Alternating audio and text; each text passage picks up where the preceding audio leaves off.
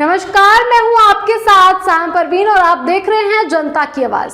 दोस्तों, गुजरात के मोरबी में रविवार को हुए ब्रिज हादसे में मरने वालों की संख्या 141 हो गई।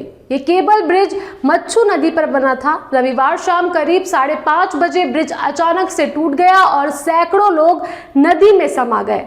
दोस्तों, चौंकाने वाली बात यह है कि ब्रिज 7 महीने से बंद था। इसे मरम्मत के बाद 5 दिन पहले ही आम जनता के लिए खोला गया था। इस हादसे के बाद प्रशासन और मोरबी ब्रिज का मैनेजमेंट देख रही ओरेवा कंपनी सवालों के घेरे में आ गई है। ऐसे में सवाल ये उठता है कि आखिर ये हादसा किसकी लापरवाही के चलते हुआ? इस हादसे का जिम्मेदार कौन है? दोस्तों, आपको बता दें कि मोरबी केबल ब्रिज 140 साल से ज्यादा पुराना बताया जा रहा है। ये ब्रिटिश शासन के दौरान बनाया गया था। राजा महाराजाओं के समय से ये पुल ऋषिकेश के राम झूला और लक्ष्मण झूला पुल की तरह ही झूलता हुआ सा नजर आता था, इसलिए इसे झूलता हुआ पुल भी कहते थे। इसे गुजराती के नव वर्ष पर महज 5 दिन पहले ही रिनोवेशन के बाद से चालू किया गया था। ये पुल 7 महीने से बंद था। ऐसे में ये सवाल उठना लाजमी है कि अगर मरम्मत के बाद इस पुल को खोला गया था तो इस ब्रिज में क्या काम हुआ था और ये कैसे गिर गया? दोस्तों, बताया जा रहा है कि फिटनेस सर्टिफिकेट लिए बिना ही ओरेवा कंपनी ने ब्रिज को शुरू कर दिया था। ब्रिज पर घूमने आए लोगों को 17 रुपए का टिकट खरीदना होता था। वहीं बच्चों के लिए 12 रुपए का टिकट अनिवार्य था।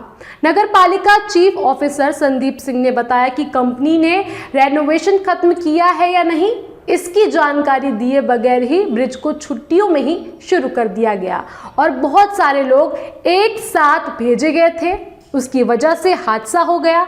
उन्होंने ये भी बताया कि नगर पालिका से फिटनेस सर्टिफिकेट भी नहीं लिया गया। दोस्तों, प्रशासन भले ही ये कहकर अपना पल्ला झाड़ ले कि कंपनी ने बिना फिटनेस सर्टिफिकेट के ब्रिज खोला, लेकिन अगर ये पुल 5 दिन पहले ही जनता के लिए शुरू किया गया था तो क्या प्रशासन को इस बात की कोई जानकारी नहीं हुई? अगर प्रशासन को ब्रिज के शुरू होने की जानकारी थी तो उनकी ओर से कंपनी पर कोई कार्रवाई क्यों नहीं की गई?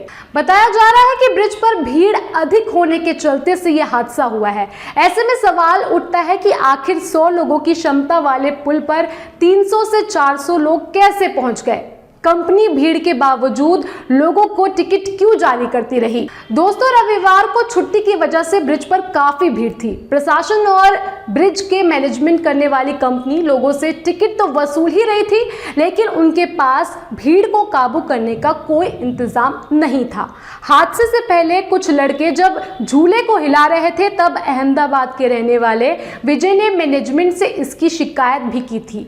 तब कंपनी ने यह कहकर पल्ला झाड़ लिया कि उनके पास भीड़ को काबू करने का कोई इंतजाम नहीं है। दोस्तों, ब्रिज का मैनेजमेंट करने वाली कंपनी पर गैर इरादतन हत्या का केस दर्ज कर लिया गया है।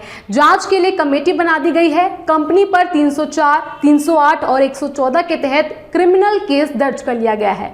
मामले की जांच शुरू कर दी गई है और बताया जा रहा है कि कंपनी को मार्च 2022 में 15 साल के लिए मैनेजमेंट का कॉन्ट्रैक्ट मिला था।